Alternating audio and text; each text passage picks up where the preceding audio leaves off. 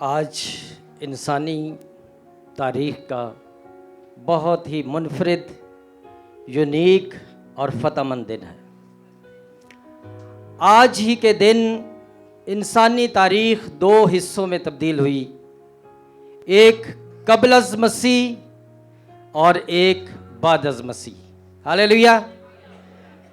जो इंसानी तारीख़ को दो हिस्सों में तब्दील करने वाली शख्सियत है, उसका नाम यीशु अल मसीह है। हालेलुया। उस यीशु के लिए भरपूर तालियां बजाएं, जिसने मरने के बाद यह दावा किया है कि मैं ही अल्फा और ओमेगा हूं, और मैं ही इब्तिदा और इंतहा हूं। मैं ही मर गया था और मैं ही जिंदा हूं, और मैं ही अब्दुल्लाबाद जिंदा रहूंगा। हालेलुया। और उसी ने यह दावा किया है कि आलमे अरवाह की कुंजियां मेरे पास हैं। आज यरूशलेम में बड़े ही गैर मामूली हालात हैं। लोग फसह की ईद मनाने के लिए यरूशलेम के इर्द गिर्द के मुख्तलिफ शहरों से, कस्बों से, और यीशु मसीह का जो नेटिव टाउन बैतलहम था वहाँ से भी, कफरनहूम से, गलील से, और यीशु के शहर जहाँ यीशु ने परवरिश पाई नासरत से भी वहाँ पर मौजूद थे, और ईद फसह मनाई जा रही थी। लेकिन इंतहाई गैर मामूली हालात हैं, क्योंकि लोग वहाँ पर जमा हैं फसह की ईद मनाने के लिए, और चंद ही दिन कबल यीशु यरूशलेम में बड़े ही शाहाना अंदाज के साथ दाखिल हुए हैं और उनका इस्तकबाल किया गया है। और लोग चंद दिन कबल यीशु के बारे में कह रहे थे कि आलमे बाला पर होशियाना, होशियाना, मुबारक है वो जो खुदावंद के नाम से आता है। लेकिन 4 दिन के बाद ही आज जुमे के रोज़ यीशु मसीह को मसलूब कर दिया गया। ये चंद ही दिनों में ये हालात किस कदर सियासी तौर पर तब्दील हो गए कि यीशु मसीह जो चंद दिन कबल बादशाह के तौर पर, और उसके लिए नारे लगाए जा रहे हैं कि आलमे बाला पर होशियाना, और मुबारक है वो जो खुदावंद के नाम से आता है।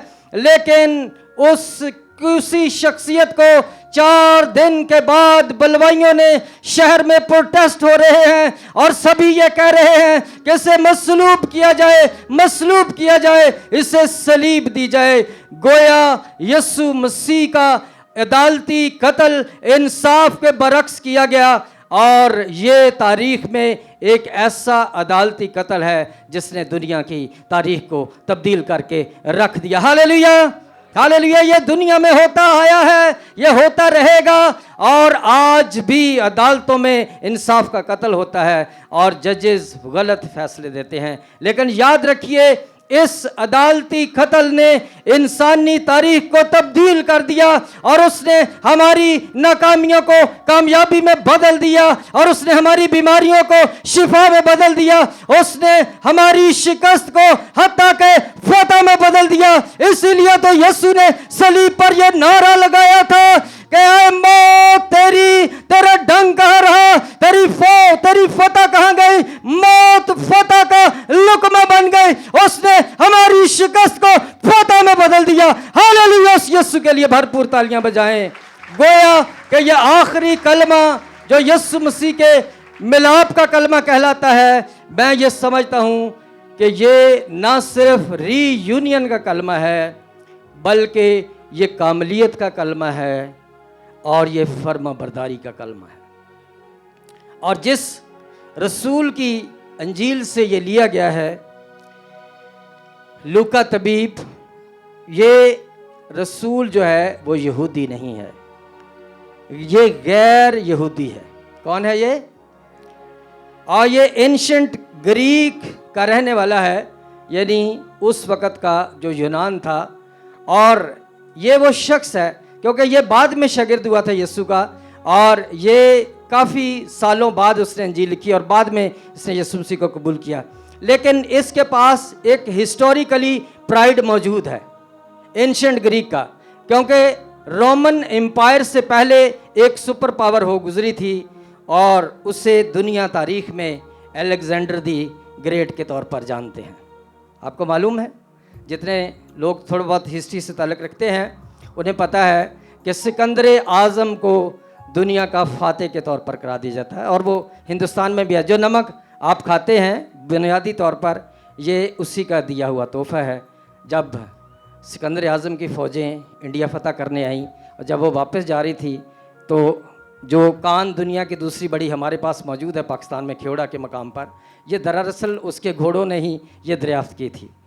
तो ये प्राइड उसके पास मौजूद है लूका के पास, क्योंकि उस वक़्त जो इल्म व अदब, रिसर्च और तहकीक का गहवारा था वो यूनान समझा जाता था, फ़लसफ़ा वहाँ पर पढ़ाया जाता था। और मैं समझता हूँ, मैं अपने आप को इस कलमे के लिए बहुत छोटा और बहुत हम्बल करता हूँ, क्योंकि इसकी गहराई, इसकी ऊंचाई, इसकी लंबाई और इसकी चौड़ाई को कोई इंसान बयान नहीं कर सकता, क्योंकि ये परफेक्शन का कलमा है, ये 7वां कलमा है। और ये वो कलमा है जब यीशु ने अपने आप को खुदा बाप के हुजूर पेश करके, हालेलुया, उसने कहा, आए बाप, मैं अपनी रूह तेरे हाथों में सौंपता हूँ। और लिखा है कि सर झुकाकर जान दे दी, और गोया कि पर्दा लिखा है खुदा के कलाम में, इंजील में, कि पर्दा ऊपर से लेकर नीचे तक फट गया, हालेलुया। और जुदाई की दीवार जो बनी न इंसान के दरमियान, खुदा के दरमियान गुनाह के सबब से आई थी, वो दीवार हमारे दरमियान से फट गई। और वो दीवार ऊपर से लेकर, वो पर्दा ऊपर से लेकर नीचे तक फट गया। और यूं जब यीशु ने अपनी रूह खुदा बाप के हाथों में सौंपी, तो वो जुदाई मेरे और आपके दरमियान जो खुदा के उस इलाही, उस पाक मुकद्दस के मकाम तक जो रिसाई नामुमकिन थी, उसको यीशु ने मुमकिन बना दिया, हालेलुया।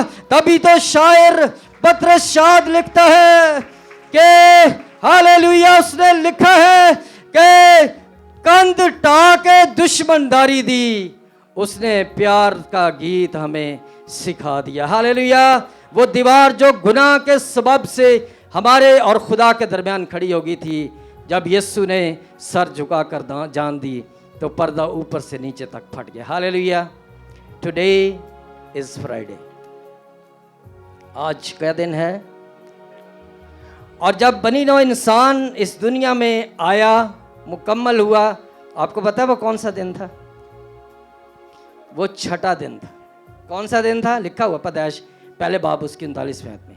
और छठे दिन खुदा ने इंसान को बनाया और उसके नथनों में ज़िंदगी का दम फूंका और इंसान जीती जान हो गया, हालेलुया, हालेलुया। जब हम ये फ़ोन लेते हैं तो इसमें कई चीज़ें बिल्ट इन होती हैं, और मैं ये समझता हूँ कि जब हम अपनी माँ के पेट में बन रहे होते हैं और खुदा अपने खूबसूरत हाथों से हमें तरतीब दे रहा होता है, हमारे ऑर्गन बन रहे होते हैं, वो तब तक जब तक खुदा हमारे उन ऑर्गन्स में उस बदन को जब वो मुकम्मल कर चुका होता है, जब तक हमारे अंदर ज़िंदगी का दम यानी रूह न फूंके, तब तक हम जिंदा नहीं होते। सो आदम के नथनों में जब ज़िंदगी का दम फूंका तो वो जीती जान हुआ, लेकिन गुनाह के सबब से ये स्पिरिट जो हमारे अंदर बिल्ट इन है ये करप्ट होगी। कहते हैं ना जी, फाइल नहीं खुल रही मोबाइल की, क्या हो गया? करप्ट हो गई है। तो बिकॉज ऑफ सिन, गुनाह के सबब से हमारे अंदर जो खुदा ने बिल्ट इन स्पिरिट रखी है वो करप्ट हो गई है। लेकिन यसाया कहता है कि हमारी तरफ से कौन जाएगा? बेटे ने कहा, मैं हाजिर हूँ, मुझे भेज। द परफेक्ट स्पिरिट आसमानों से आई, हालेलुया, और उसने वो सॉफ्टवेयर जो करप्ट हो चुका था हमारे अंदर, जो बिल्ट इन है, यीशु की उस रूह ने उन सारे कामों को तमाम करके अपनी रूह को आज ही जुमे के दिन खुदाबंद अपने खुदा के हाथों में सौंप दी, वो सारे काम तमाम करके। इसीलिए यह कलमा कामलियत का कलमा है, ये परफेक्शन का कलमा है, और ये फिर से रीयूनियन का कलमा है। और यूं खुदावंद अपने खुदा ने उस बेटे को इस जमीन पर भेजकर उस मुकम्मल रूह को जो करप्ट हो चुकी थी, खुदावंद यीशु ने अपनी रूह के वसीला से फिर से उन सारे कामों को मुकम्मल करके अपनी उस कामिल रूह को खुदा बाप के हुजूर पेश कर दिया। और ये कोइंसिडेंस नहीं है, ये हुस्ने इत्तफाक नहीं है, बल्कि ये खुदा के इरादा के ऐन मुआफिक है।